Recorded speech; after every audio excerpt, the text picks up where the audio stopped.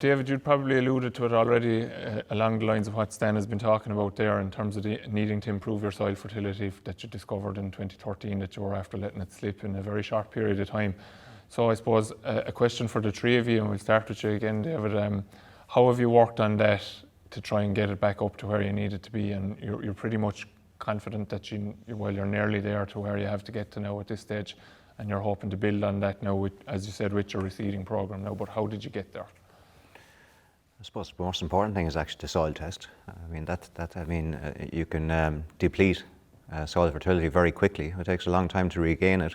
I think testing, you have to be testing every 2 years, really, when you get into that situation. Probably I went every year actually for first 3 years. To build it takes time under the current regulations. We basically started following the cows with silage compound for a couple of years. Fields that were significantly low in K, we targeted them with things like muriate of potash. We limed 1/3 of the farm per year, or per rotation, and it's taken the guts of 5 years to get where we are. I suppose one of the biggest changes I've seen in grassland management over my time is bales have replaced topping, basically, as a form of grassland management. And the unfortunate thing about bales is, if you don't keep track of where they were taken, those paddocks take a hit fairly quickly. So we're fairly confident now with are very lucky with the low emission spreading, that once a field is taken out for bales, we get onto that field with dairy washings come slurry as quickly as possible. And that's put a balance on the thing, where we're taking off, we're putting back on. And you have a very reliable contractor service that we witnessed the day that we were with you. He was in the yard with you, and that's how you're focusing to get your K back onto your silage ground. Yeah, well, I have two. I have one guy who spreads with an umbilical system in the spring, which empties our lagoon with a trailing shoe, or with a dribble bar, I should say, which is very good. And then another guy who is a tanker with a trailing shoe, who empties the tank with the dairy washings, slurry, whatever. It depends on the rainfall, really. But he goes onto those paddocks that have been taken out for bales, and he can spread really at any cover, to be honest. And cows can get in there again and graze within probably 3 or 4 days, So you're utilising the advantages that are available to you. Yeah. You said that you soil tested every year there at the outset of discovering the problem. Did you find it frustrating in terms of the slowness of the building? It was frustrating, yeah. You think this thing is going to be solved fairly quickly, and then you sit down and it's expensive as well, You're putting capital fertiliser into the place, and there's some change when you actually have the things solved, and you go back to maintenance fertiliser and you say that's gone off, that bill has disappeared. But it takes a long time to get it up, and there's a significant cost. I might have said on the video there wasn't a whole lot of investment in the farm over the 6 years, but there was a lot of money invested in soil fertility, and a very important investment. Yeah, very good. Henry, I think you might be lucky of the three lads. You probably have a naturally high kind of pH in the soil that you have, but it's not a done deal either from your perspective. So you have had to focus on soil fertility as well. Yes, Stuart, very much in that what we found, a lot of the least farms we took on, we were lucky enough to get them, but the thing is they had actually been depleted for a period of time through silage harvesting and so on like that by the previous owners and the previous farmers. Or in particular if they were rented prior to us getting it to a third party. So for the early years, all of our slurry went out at home, and that had a fantastic impact in terms of rising the status of P and K on the farm. One of the things we were very clear from early on was that any amount of K can be purchased in any given year by farmers once you stay within the guidelines.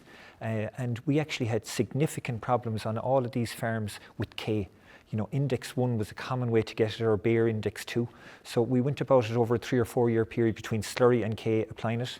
As you say, Stuart, we have a fairly good pH, but at the same time, every time we reseed, 2 tonne of lime goes out on each paddock, and we actually have been on a programme for the last 7 or 8 years now where we apply as little as a half a tonne of lime on average per hectare per annum. So we just keep this little bit of lime constantly ticking over.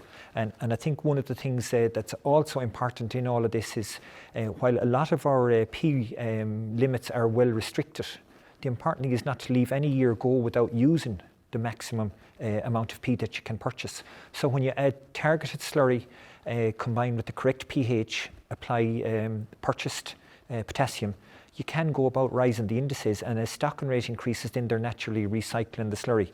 So at this point now we cut no silage at home because of the stocking rate. So it would be very, very rare that we're getting surplus paddocks off mid-season. And as David made reference to it, you're actually looking for places to put dairy washings now.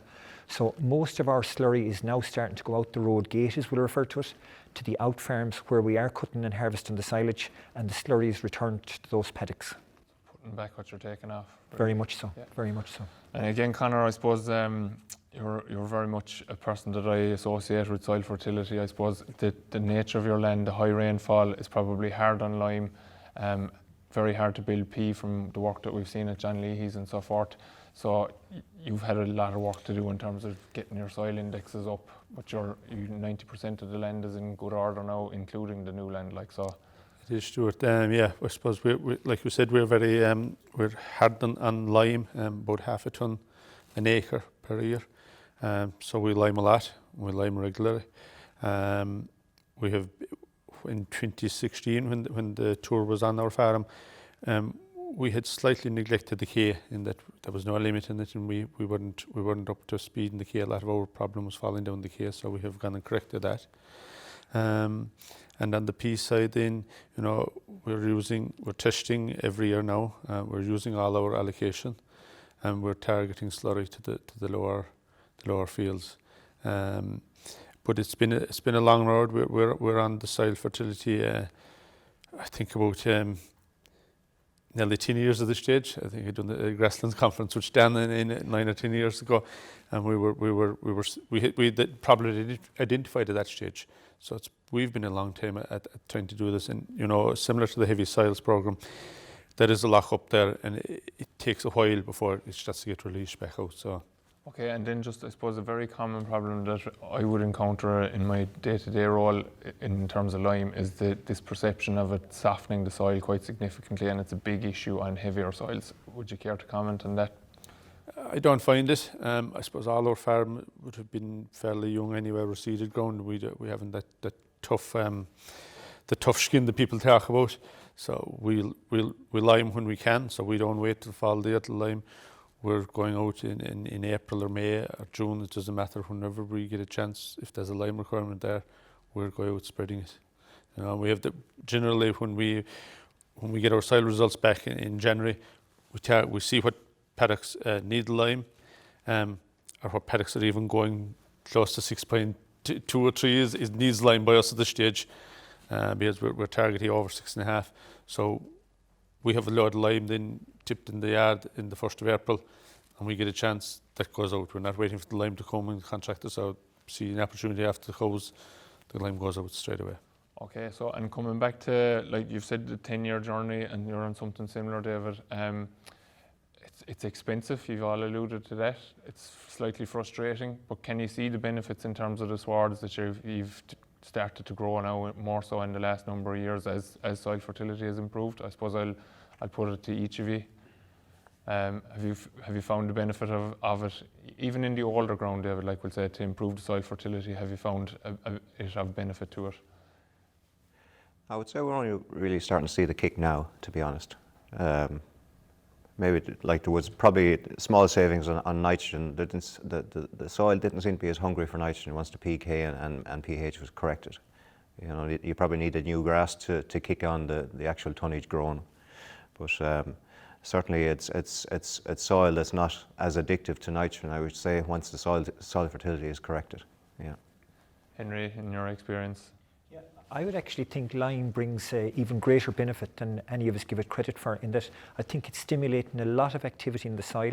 You made reference there maybe to losing the tough scraw on the surface, but to me a healthy, vibrant soil will be a soil that's fairly fluffy and deep. It's possible for the roots to go deeper, because I think that's the secret. We've got to encourage the grass roots to go deeper in pursuit of the available nutrients, because a lot of fertilizer applications are on the surface, and over a couple of year period they're lost below the growing root. So I think lime has a major role to play in making them available first of all, but in conditioning the soil that the roots penetrate deeper and access available nutrients. So coming on from what Henry said there, Conor, like in terms of aerating the soil and drainage of the soil, would you have seen it from when you started your farming career? Like you had a lot to do from the start. Probably the mindset was probably slightly different in terms of you wanted to push it on and so forth. the liming program, when you implemented that, did you notice an improvement in drainage actually to go with it? Definitely. We found that the best fields to go at in the springtime were the ones that got a heavy application of lime the August or September before. We found an awful a visible increase in earthworm activity after liming. We still do. So we find it drains soil more than anything.